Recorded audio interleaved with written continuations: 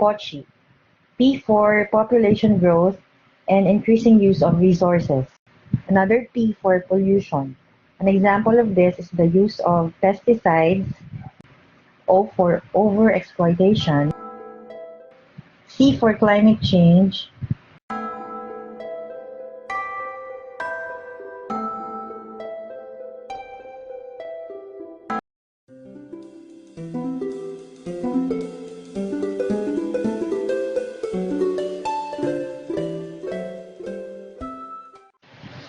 We can have national treaties and laws that can help protect those species. We could also establish wildlife refuge, gene banks, botanical gardens, wildlife barns, and other protected areas.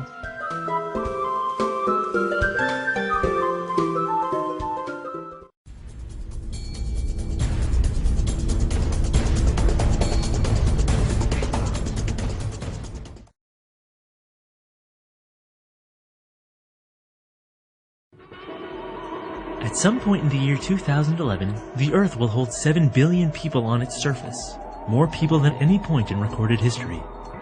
While some welcome this latest member of humanity with excitement, others with fear. When people hear that we've been adding 1 billion people every 15 years, they imagine humanity's growth to look something like this. But 1 billion people isn't as high a percentage of humanity as it used to be. For instance, imagine this roller coaster car represents 1 billion people. If we add another car, or 1 billion more people, our train has doubled in length. But if we want to double the train again, we can't just add one more train car. We'd have to add 2. Every time we make the train longer, 1 train car represents a smaller and smaller percentage of the train. If it takes 15 years to add each new train car, then mathematically speaking, the growth rate is slowing. In order for the growth rate to stay constant, the train would have to keep doubling every 15 years, instead of just adding 1 car. Human population growth is the same way. In 1804, the world's population hit 1 billion. By 1927, that number had doubled. But by 1960, that number had only grown by half. By 1975, it was only growing by a third, and then a fourth, and then a fifth. To see how population growth is slowing down, we look at a number called the global total fertility rate, which is the average number of children each woman is having. And over the last 40 years, that rate has been rapidly falling. According to the UN's current data, the world's population is due to peak in 25 years. After it peaks, it will start to go down. By the end of the century, we'll be losing 1 billion people every 20 years. This year, the world's population will hit 7 billion. In 75 years, we'll be back here again. Think about it.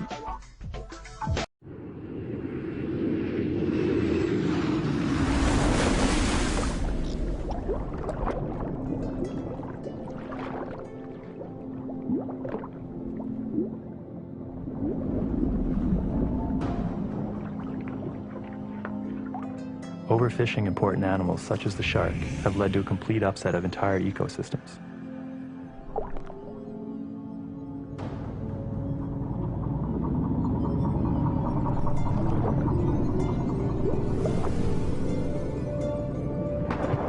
Shark fin soup, an Asian delicacy, has little nutritional value and may even be harmful to your health over the long term, as fins have been found to contain high levels of mercury.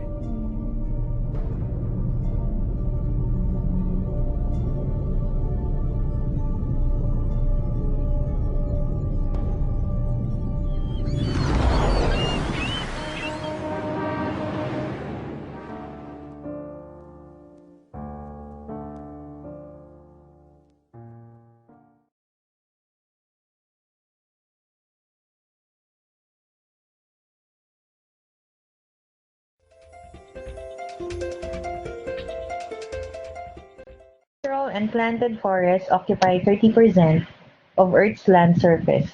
Forests provide highly valuable ecological and economical services.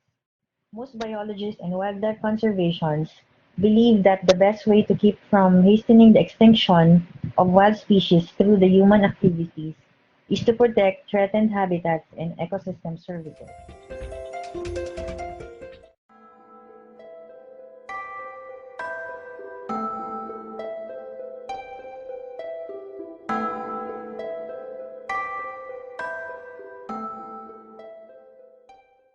Some human activities causes major threats to forest ecosystem, such as unsustainable logging, surface and crown fire, deforestation.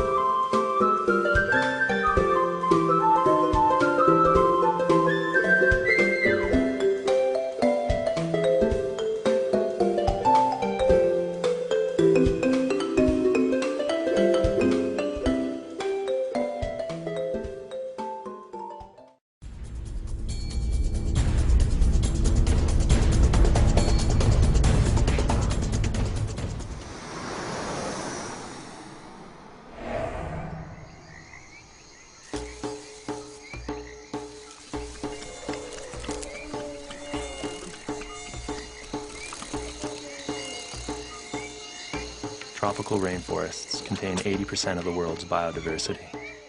The loss of even one species can ruin an entire forest ecosystem of plants and animals.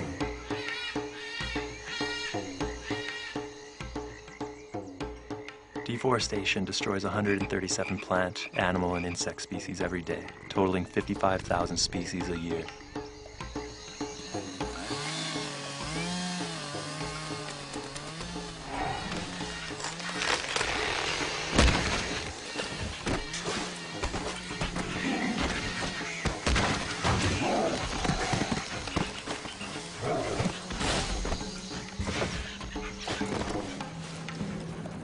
"13 million hectares of forest are lost each year, 6 million hectares of which are forests that have been largely undisturbed by man."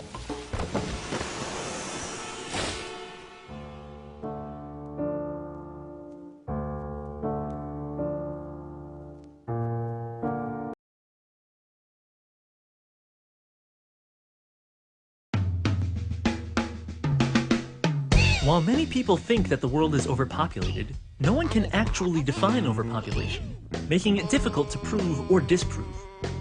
The best they can do is point to examples, such as traffic jams, homelessness, and long lines at the coffee shop. But these are not examples of global overpopulation. These are examples of urban overcrowding. We know this because these conditions only exist in cities.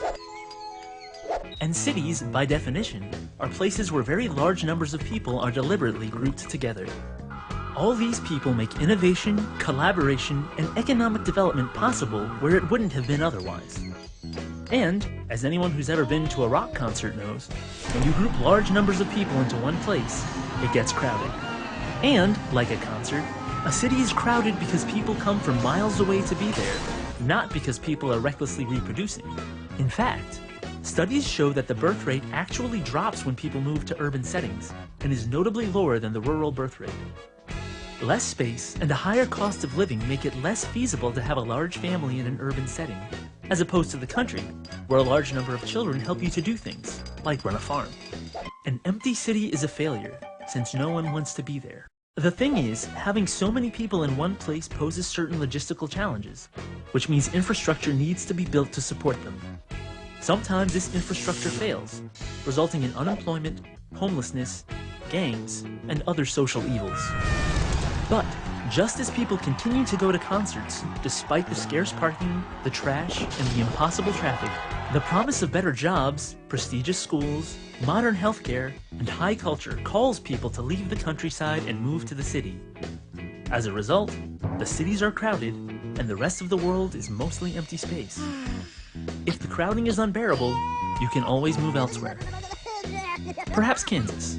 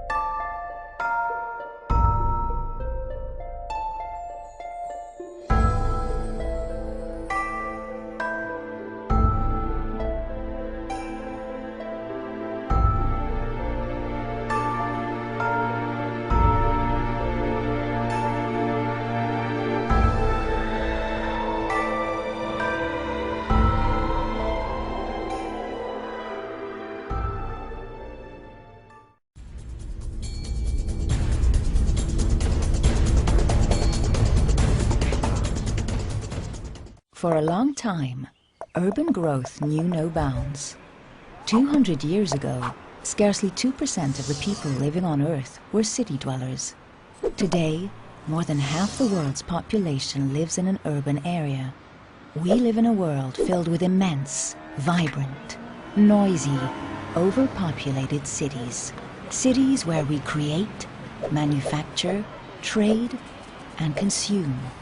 Where fabulous wealth and extreme poverty exist side by side. Our urban model now seems to have reached its limits.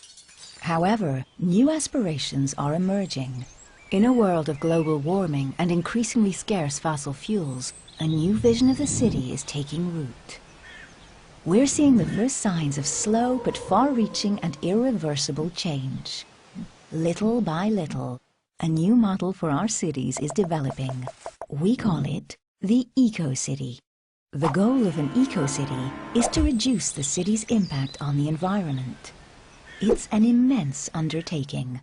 The growth of large population centers, energy consumption, recycling, the new urban landscape, and even social diversity, all these issues are a part of the eco-city agenda. In order to kickstart this movement, 3 major challenges need to be addressed. We must transform the buildings we live in, radically change our modes of transport, and implement new ways of supplying electricity. Buildings in the eco-city put energy efficiency first. They are better insulated, and they even generate energy themselves. They rely heavily on renewable sources of energy. Today's buildings can do more with less. They're no longer energy consumers, but energy producers, requiring 40 to 60% less energy than buildings from a decade ago. We call them positive energy buildings. And if a building produces more energy than it needs, it shares the surplus with its neighbor. We call that peer-to-peer energy. It's revolutionary, both economically and socially. With regard to transport, the change is just as remarkable. In eco-cities, transportation is electric and, whenever possible, public. A multimodal model is in place. Residents use a variety of interconnected transport networks to get around, with tramways at the heart of the urban landscape. This twofold change in housing and transport gives rise to a third: new networks for supplying power to the city. That's the third cornerstone of our eco-city. The question is, how do we power the new electrical infrastructure so as to drive the growth in eco-cities? The answer lies in new networks for distributing electricity. We call them smart grids.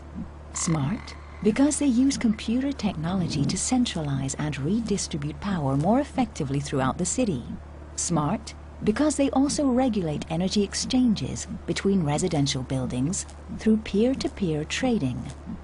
So, in summary, energy that's consumed, produced, and shared by all of us more intelligently than ever before. A multimodal approach to transport, consisting primarily of electric and public transportation. The emergence of a new smart grid for supplying cities with electricity.